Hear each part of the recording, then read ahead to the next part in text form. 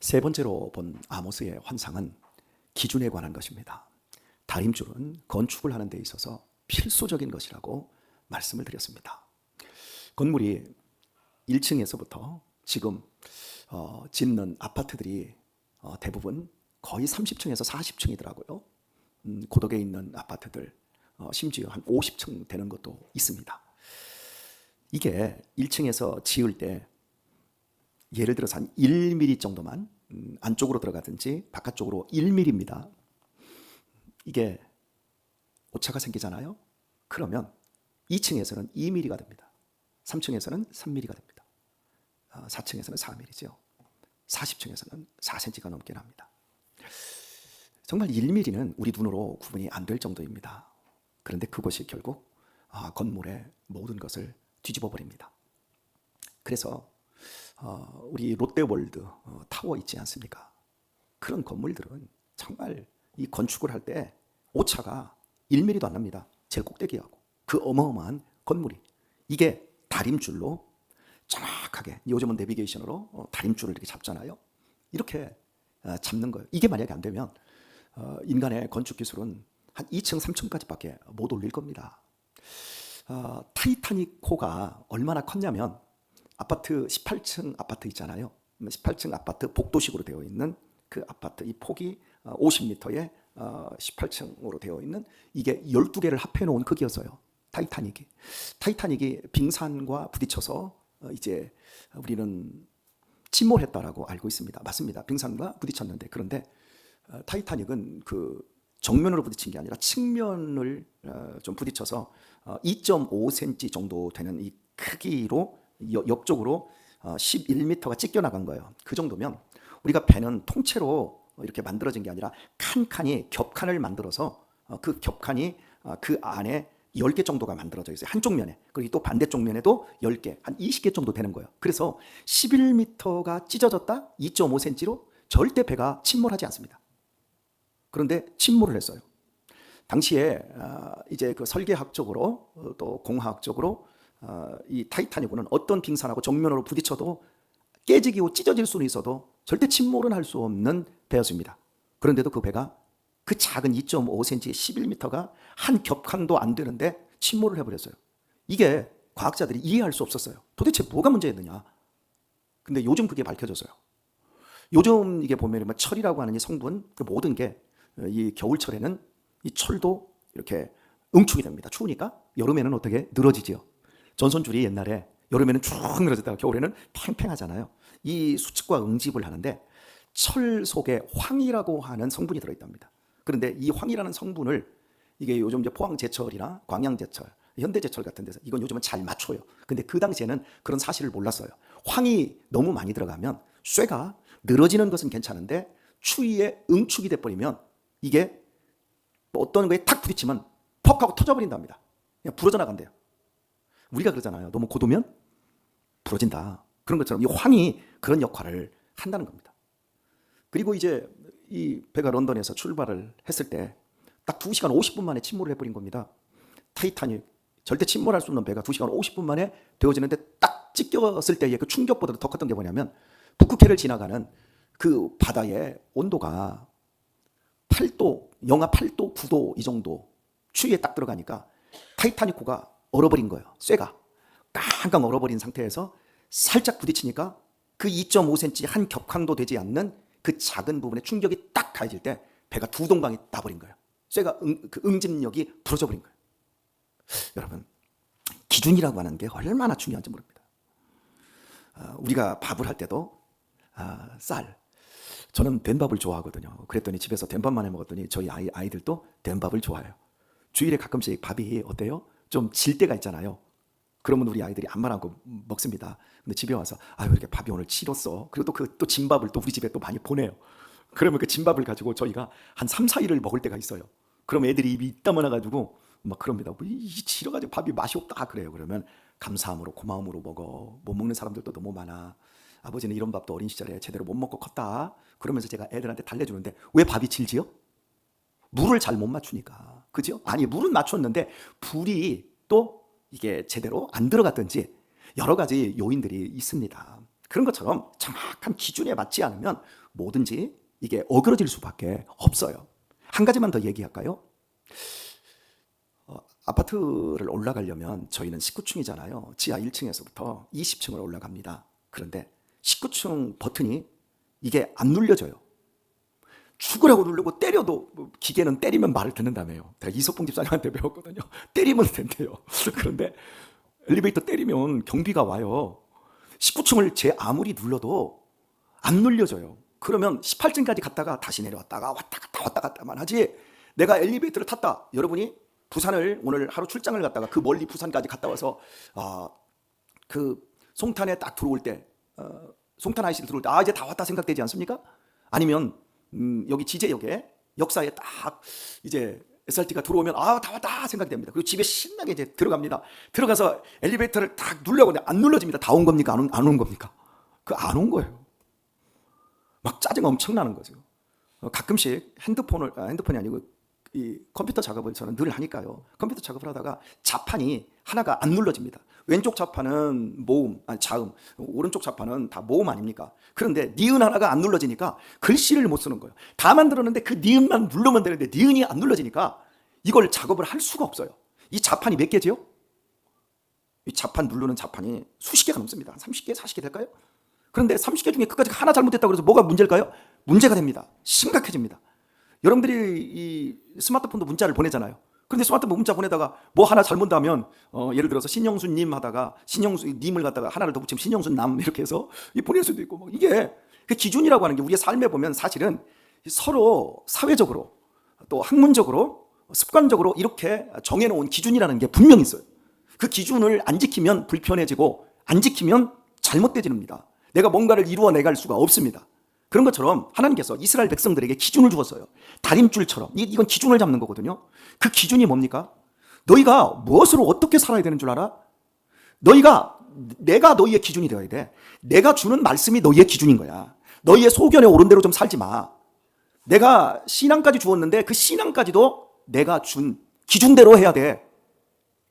제사하는 방법, 제사하는 도구, 제사하는 날짜, 제사하는 사람까지 하나님이 다 구분을 해서 그 레위기를 통해서 하나님은 이런 하나님이니까 너희들이 이렇게 섬겨야 된다. 너희가 먹는 것 하나까지도 돼지는 먹지 마라.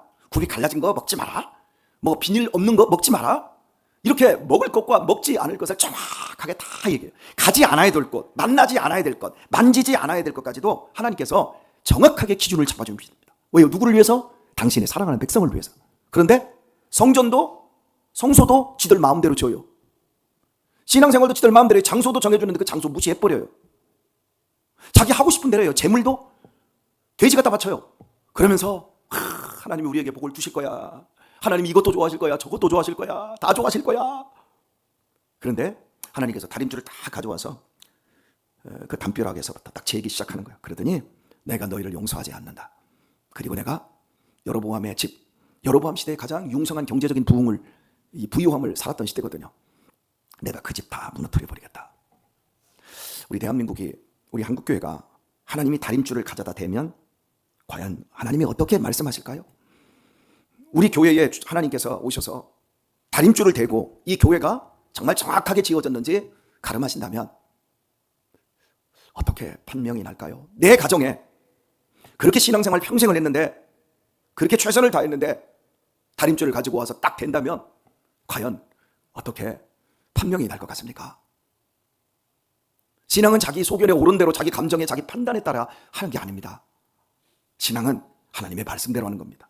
여러분이 가지신 직분, 제가 받은 직분, 목사라는 직분, 여러분이 가진 직분, 그 직분의 표준점이 뭔 줄 아세요? 죽도록 충성하라. 그러면 생명의 멸류관을 얻으리라. 나를 충성되이 여겨 내게 직분을 맡겨주셨으니, 충성스럽지도 않은 나 같은 것을 하나님이 충성스럽다고 여겨주시고 직분을 맡겨주시고 저한테 기준을 정해주셨습니다. 죽을 때까지 충성해라. 1년, 2년, 3년, 5년만 하지 말고, 네 기분 내키는 때까지 하지 말고, 네 기분 틀어지면 그만두고 이러지 말고, 내가 있는 장소에서, 내가 지시한 장소에서, 내가 준 사명에 따라 그것이 크든 작든 내 기준에 맞춰서 네가 해야 된다. 이게 하나님의 기준 아닙니까? 오늘 우리는 이 기준이라고 하는 걸 분명히 알아야 되는데, 성도 여러분, 퀴즈 하나 냅시다. 우리가 무슨 심으로 삽니까? 예? 밥심으로 산다. 예, 우리 역시 신영종 권사님.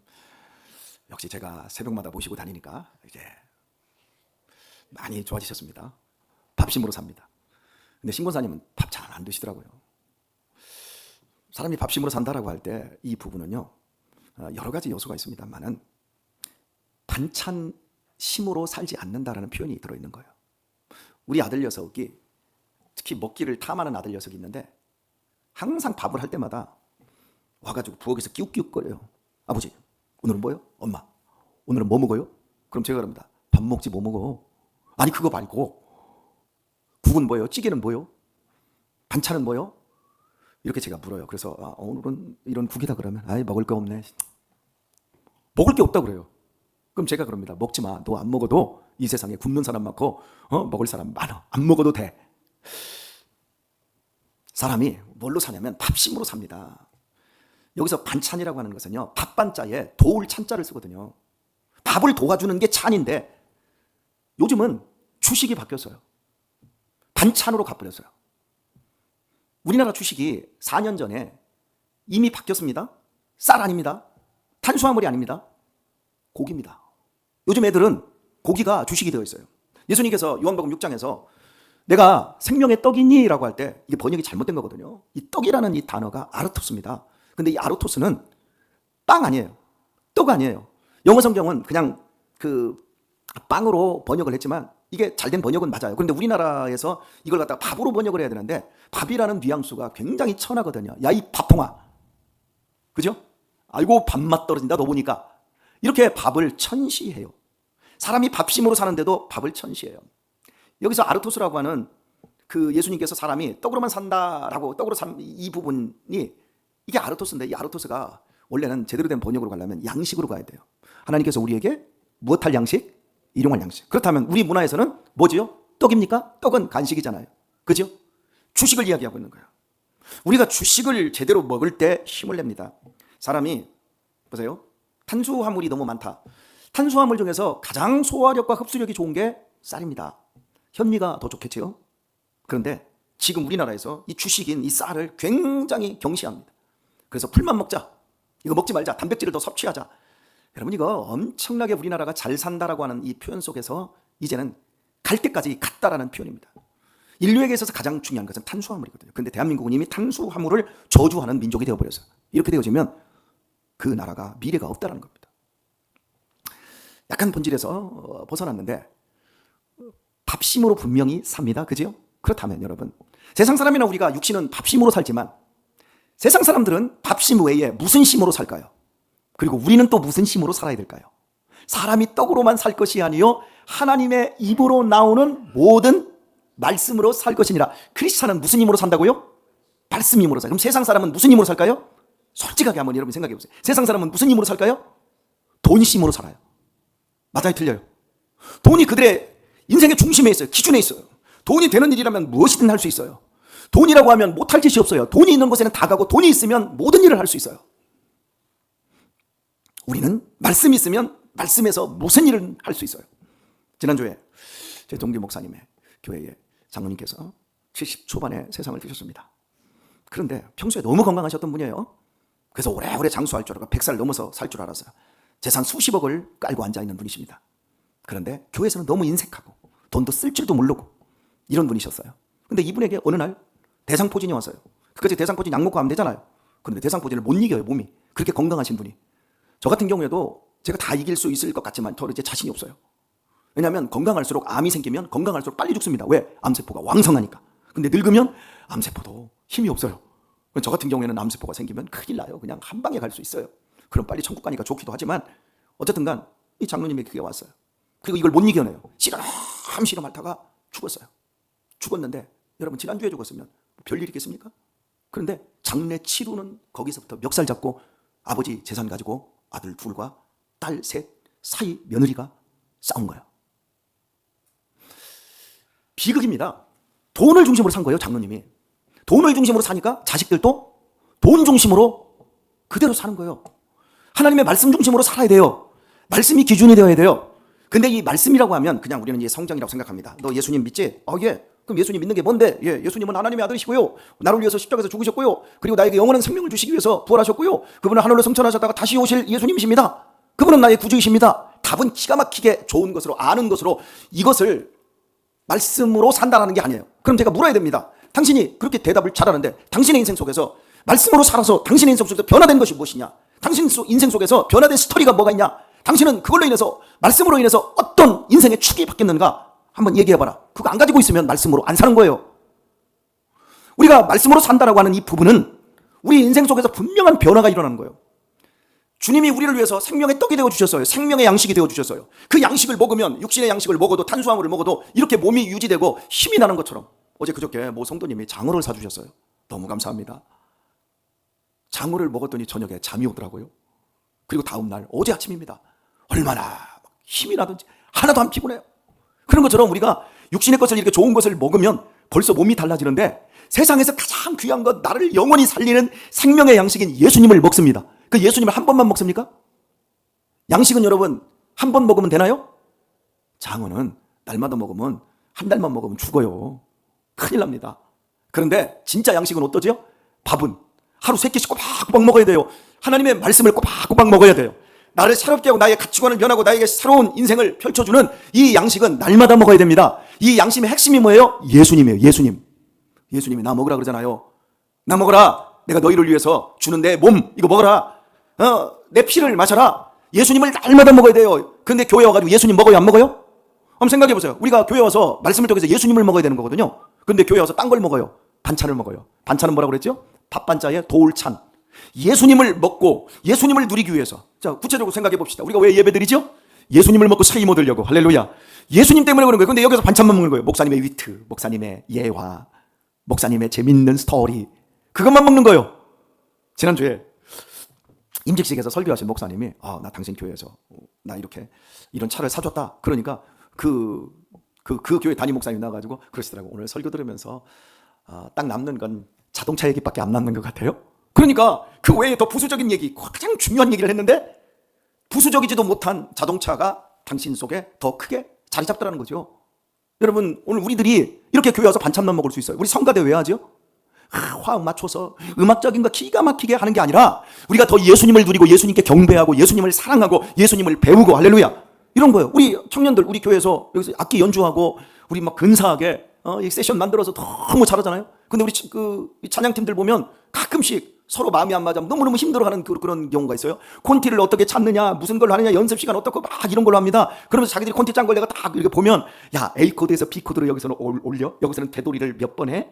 뭐 이런 거 들어갈 때는 드럼을 어떻게 먼저 들어갈 때는 뭐 누가 일렉이 어떻게 하고 이런 거 합니다. 음악적인 것을 만드는 건 그냥 반찬이에요. 그 찬양팀이 그 찬양을 드리는 이유는 예수님을 누리고 예수님을 배우기 위해 있는 거예요.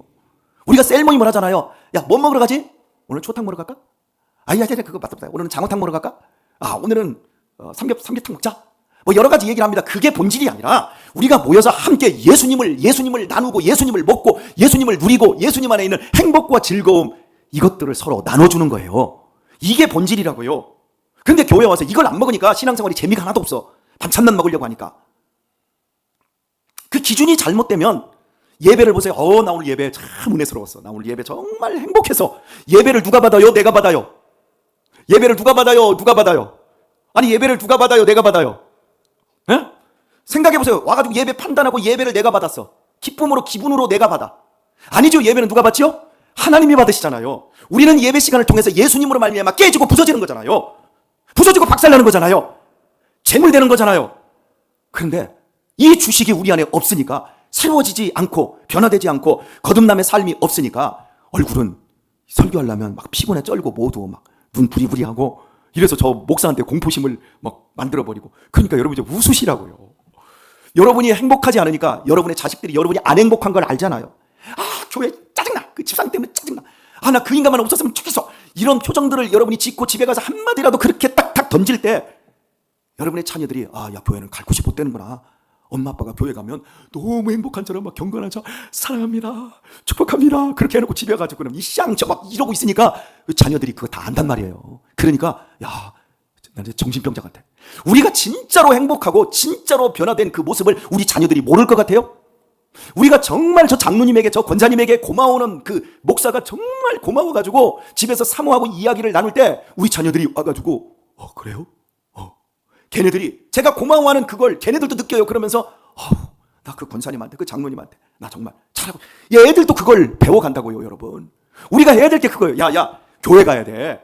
예배 드려야 돼. 이렇게 헌금 생활해야 돼. 그건 하는데 우리 엄마의 진짜 마음을, 우리 아버지의 진짜 속내를 모를 줄 알아요? 그렇게 해서 공부 조금이라도 더 시키고 좋은 대학 보내고 좋은 직장 갖게 만들고 그게 인생의 목표, 부모의 목표라는 걸 자녀들이 모를 것 같아요? 다 압니다, 여러분. 오늘 우리에게 있어서 정말 이 삶의 기준이 예수님으로 말미암아 내가 세상의 것 그거 못 먹어도, 세상의 것 내가 남들보다 더 덜 갖는다 할지라도 나는 예수님으로 충만할 거야. 나는 예수님으로 살 거야. 난 딴짓 안 할 거야. 여러분, 나는 죽으면 죽으리라 이 길로만 갈 거야. 그렇게 살아갈 때 여러분 재미가 없다고요? 어떻게 재미가 없을 수 있어요? 3분의 2를 오늘 했습니다. 3분의 1을 다음 주에 해야 되는데 다음 주 한 주간은 제가 좀 휴가를 하려고 합니다. 그래서 그 다음 주로 건너뛰어서 이 기준을 한번 나누어 보도록 하겠습니다. 말씀했습니다.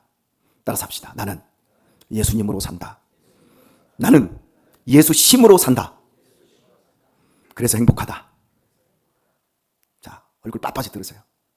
나는 왼뺨 맞아도 예수님 때문에 승질낼래요? 행복할래요? 그건 여러분들의 몫입니다. 따라서 아무리 외친다고 되는 게 아니라 그건 여러분의 몫입니다. 우리 남은 생에 예수님의 힘으로, 예수님의 기준으로 멋지게 살다가 천국으로 행복하게 이사하는 귀한 성도님들 다 되시길 예수님의 이름으로 축원합니다.